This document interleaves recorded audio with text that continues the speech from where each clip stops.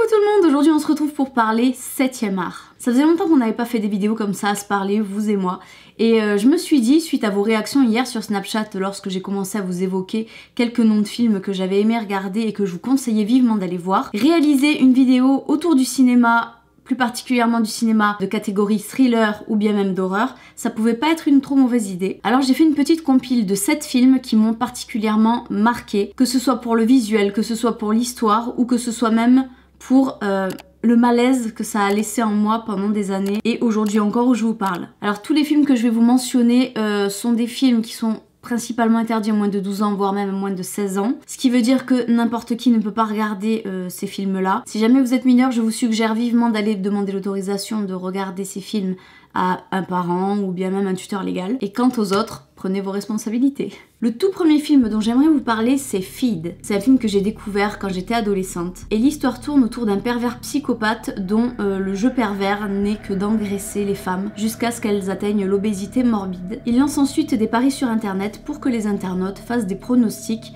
de l'heure, de la minute de la mort de ces femmes qu'il engraisse, qui généralement décèdent de par leur embonpoint. Alors pourquoi est-ce que je trouve ce film dérangeant? Parce que je trouve le niveau de perversion assez haut et malsain, et vous avez une sensation étrange qui est que ça vous écœure autant que ça vous intrigue. Sans parler du personnage principal qui est extrêmement déstabilisant de par son charisme et qui est très séduisant aussi. Et on peut tomber dans un espèce de syndrome de Stockholm par interposé et c'est ça qui est très perturbant. Le second film dont j'aimerais vous parler, c'est The Visit. Alors ici on va commencer par une histoire qui malheureusement est une histoire commune pour beaucoup d'entre nous, qui est une histoire de petits enfants qui n'ont jamais connu leurs grands-parents de par une scission avec la mère. Et un beau jour, la maman décide de faire rencontrer ses enfants aux grands-parents pour la toute première fois et les envoie chez eux en vacances. Le but c'est justement que les petits-enfants arrivent à tisser des liens avec leurs grands-parents et une fois sur place, les enfants découvrent leurs grands-parents et se rendent compte que ils ont un comportement étrange, plus particulièrement la grand-mère. Mais ça c'est purement la volonté du réalisateur qui a été de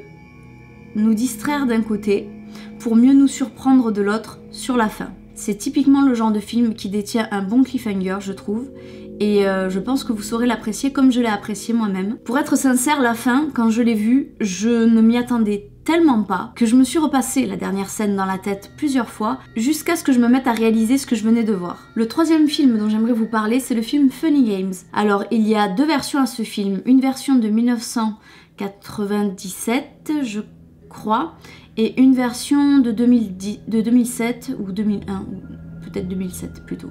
Alors Funny Games, c'est l'histoire d'une famille plutôt tranquille qui ont décidé de passer quelques vacances dans leur résidence secondaire et qui font malheureusement la rencontre de deux jeunes personnes qui vont s'avérer être de lourds psychopathes. Le malaise qui s'installe tout le long du film, il est assez particulier dans le sens où ce sont des personnes qui vont faire le mal mais sous couvert de politesse et de gentillesse. C'est ça précisément qui est très déstabilisant, vous voyez. C'est un genre de douce torture psychologique auquel tout est fait pour qu'on soit très réceptif, nous, en tant que spectateurs. Et ce film, c'est vraiment pour ça que je vous invite à le regarder, c'est principalement pour la sensation qu'il vous laisse après l'avoir vu. On va continuer avec le film Eden Lake. Eden Lake, c'est un film que j'ai vu adolescente aussi, me semble. Bon, je devais avoir pas loin de 20 ans malgré tout. Et l'histoire commence plutôt bien, c'est-à-dire que c'est un couple qui est follement amoureux et qui décide de s'offrir un week-end reculé en plein cœur de la nature. Ce qu'ils attendent de ce week-end, c'est vraiment de se retrouver dans un milieu naturel et de vraiment pouvoir être en communion entre deux. Sauf que cet instant va être perturbé par une bande de préadolescents qui sont extrêmement portés sur l'ultra-violence. Et la situation va vite dégénérer lorsqu'il y aura la confrontation adulte-enfant. Et c'est là alors que surviennent des scènes assez effrayantes pour la plupart et dérangeantes dans le sens où on réalise à travers ce film que l'autorité adulte-enfant n'est rien en fait face à des enfants sans limite. Le prochain film dont j'aimerais vous parler, c'est Unfriended. Ce film, je l'ai vu au Grand Rex il y a 2 ans à peu près, il me semble, à Paris. Et je l'ai vraiment beaucoup aimé du fait que déjà il y avait une approche sur les réseaux sociaux, ce qui fait de ce film un film totalement actuel et qui parle à la majorité d'entre nous. Dans ce film, tout se déroule sur l'application Skype, une bande d'amis qui s'offrent comme ça une conversation à plusieurs depuis leur ordinateur, chacun chez eux. Et durant cette soirée qu'ils passent tous ensemble par interposé, il y a subitement un nouveau personnage qui intervient dans cette conversation, dans leur groupe, mais ils ne savent pas qui il est, étant donné qu'il n'y a ni photo, ni nom familier. Ce nouveau personnage est très particulier aussi, étant donné qu'il est ni bloquable, ni supprimable, et il ne leur aura pas fallu bien longtemps pour se rendre compte qu'en fait cet individu qui s'est immiscé dans le groupe est leur ex-ami qui s'était suicidé il y avait un an auparavant. Donc ça c'est un film qui tourne un petit peu autour d'une vendetta. J'ai beaucoup aimé le fait que, en plus d'être actuel avec les réseaux sociaux, ça touche un phénomène qui n'est pas non plus négligeable, à savoir le harcèlement, les intimidations répétées qu'on peut subir lorsqu'on est à l'école. C'est un bref clin d'œil, ça ne tourne pas essentiellement qu'autour de ça, mais je trouve que l'un avec l'autre match super bien. Avant-dernier film, The Hall. Alors ce film-là, c'était un film que j'ai connu lorsque j'étais préadolescente, je devais avoir peut-être une douzaine d'années, et c'est une histoire assez légère dès le départ. C'est l'histoire d'une fille que l'on imagine douce, gentille, sérieuse et extrêmement sentimentale, qui est dans une classe qui prépare un voyage d'études et qui se voit proposer par une bande d'adolescents populaires un week-end en recul dans un bunker. Le but étant de faire croire aux familles respectives qu'ils sont bien partis au voyage d'études, or en réalité il y aura eu un détournement et ils seront allés donc passer leur week-end dans le fameux bunker à faire la fête. Parmi les jeunes invités dans cette fameuse soirée bunker, il y avait un garçon dont elle était éperdument amoureuse, et c'est un petit peu ce qui a motivé sa décision